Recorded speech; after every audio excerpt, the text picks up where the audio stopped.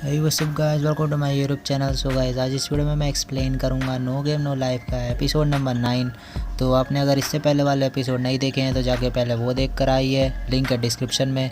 और भाई पहली बार आ गए हो चैनल पे तो चैनल को सब्सक्राइब कर दो और बेल आइकन को प्रेस कर दो। तो भाई करते हैं वीडियो को स्टार्ट।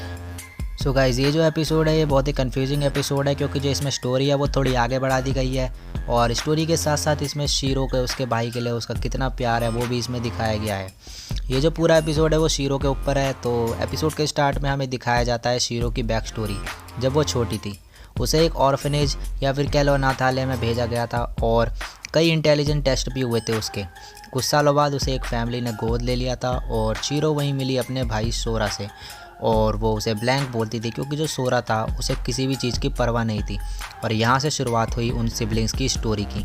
इसके बाद सीन चेंज होता है और हमें दिखाया जाता है प्रेजेंट, जहाँ पे जो शीरो है वो अभी उठी है और शॉक में है और उसे कुछ आइडिया नहीं है कि उसका भाई कहाँ है। और शीरो के पर्सपेक्टिव से सब कुछ ब्लैक एंड वाइट है। तो स्टार्टिंग में जिब्रियल और स्टेफनी उसे समझाने की कोशिश करती है कि उसकी ये मेमोरीज गलत है, लेकिन शीरो को पूरा यकीन है कि सोरा एग्जिस्ट करता है। और फिर जिब्रियल जो है वो शीरो को बोलती है एक गेम खेलने के लिए उसके साथ, चेस का, और बोलती है शीरो को कि तुम हार जाना इसमें और पेनल्टी के तौर पे सोरा से रिलेटेड उसकी सारी मेमोरीज मिटा दी जाएगी। तो जैसे कि शीरो को हारने वाली होती है उस गेम को, चेस का, तो उसे सोरा के जो कुछ वर्ड्स हैं वो याद आने लगते हैं और उसे महसूस होता है, उसे याद आता है कि ब्लैंक कभी नहीं हारते और वो अपने होश में वापस आ जाती है और जिब्रियल को हरा देती है। और जो फिर शीरो है वो कुछ इन्वेस्टिगेशन करती है और वो स्टेफनी और जिब्रियल से बोलती है कि उन्होंने 20 तारीख को क्या किया था, मगर उन्हें कुछ याद नहीं है और ना ही उन्हें ये पता है कि वो 2 रात पहले कहाँ थे।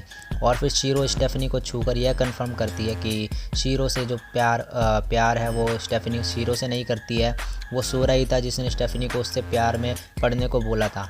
फिर जिब्रियल से वो बोलती है शीरो कि इस जो पैलेस है इसमें तुम पता करो कि कोई मैजिक तो यूज़ नहीं हो रहा। तो जिब्रियल पता करके बताते हैं कि हाँ, इस पैलेस में मैजिक यूज़ करा गया है। और जो शीरो है वो तभी ये पता कर लेती है कि जो सोरा का गायब होने का रीज़न है वो यही है।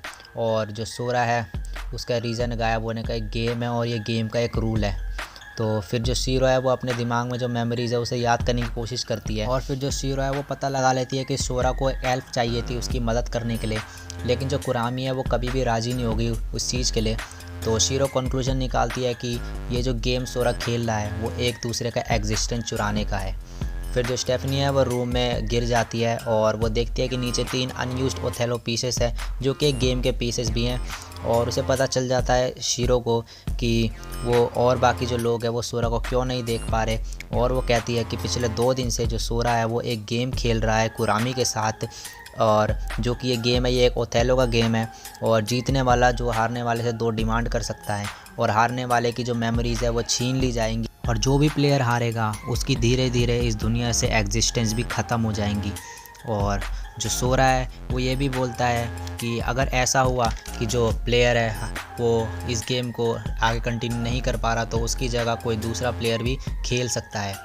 और हमें ये भी दिखाया जाता है फिर उसके बाद कि जो सोरा है उसने थोड़ा बहुत यहाँ पे दिमाग लगाया है अपना। और जो स्टेफनी और जो जिब्रियल है वो कहती है कि सोरा की जो एग्जिस्टेंस है वो ख़त्म हो चुकी है, इसका मतलब है सोरा गेम कब का हार चुका है। लेकिन शीरो कहते नहीं, ऐसा नहीं है, गेम अभी तक ख़त्म नहीं हुआ है। तो ये जो गेम है इस गेम में 32 पीसेस हैं जो पर्सन की एग्जिस्टेंस डिनोट करते हैं। और उसके लिए जो सबसे इम्पोर्टेंट चीज़ है, और जैसे जैसे तुम हारते जाओगे वो पीसेस पलटते जाएंगे और तुम अपना एग्जिस्टेंस जो है वो धीरे धीरे लूज़ करते जाओगे। तो अब सिर्फ 3 पीसेस ही बचे। और हमें ये दिखाया जाता है कि जो सोरा है वो जानबूझ के कुरामी से जो है वो गेम हारता जा रहा है धीरे धीरे करके, क्योंकि वो कुरामी को बिलीव कराना चाहता था कि जो उसके वो किसी भी दूसरी रेस के साथ नहीं मिला हुआ है और उनके जो पुराने जितने भी मैचेस हुए हैं उसमें उसने कोई भी दूसरों के साथ मिलकर चीटिंग नहीं करी है। और वो उसे अपने प्लान भी बताता है अपने कि ईस्टर्न फेडरेशन को वो हराना चाहता है और इस प्रोसेस में वो खुद को लूज़ करना शुरू कर देता है। तो जो शीरो है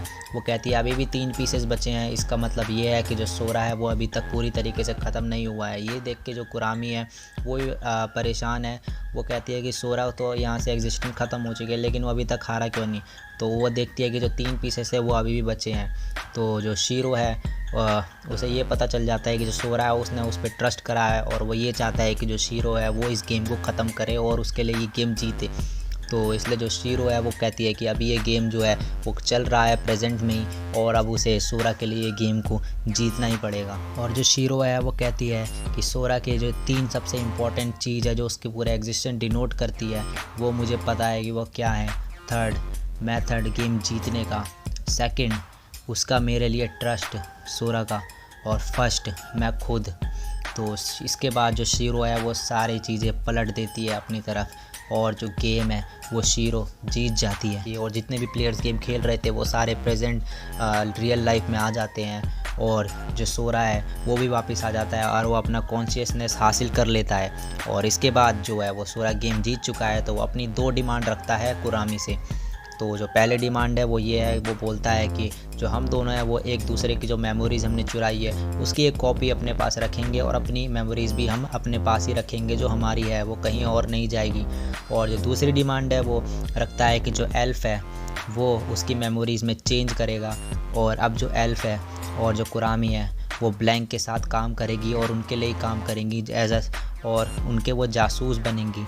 तो जो इसके बाद वो है सोरा और शीरो वो एक दूसरे को गले लगा लेते हैं, और जो स्टेफनी और एल्फ है वो भी एक दूसरे को गले लगा लेते हैं। और इसके बाद जो है वो दोनों के दोनों रोने लगते हैं, क्योंकि इस गेम के लिए उनकी दोनों की एग्जिस्टेंस दाव पे लगी थी, और उन्हें खुद को भी पता था कि वो कितनी बड़ी चीज़ दाव पे लगा के इस गेम को खेल रहे हैं, इसलिए वो थोड़े इमोशनल हो जाते हैं। सो गाइस, ये एपिसोड यहीं पे ख़त्म हो जाता है। तो अब इस एपिसोड के एंड में जो कुरामी और एल्फ है वो दोनों अब सोरा और शीरो के लिए काम करेंगे, और जो कुरामी है वो अब सोरा पर बहुत बिलीव करती है, और जो सोरा है वो भी कुरामी पे बिलीव करता है कि वो उसे धोखा नहीं देगी, क्योंकि इन दोनों के पास इनकी दोनों की मेमोरीज़ है जो इन्होंने गेम के दौरान एक दूसरे से हासिल करी है।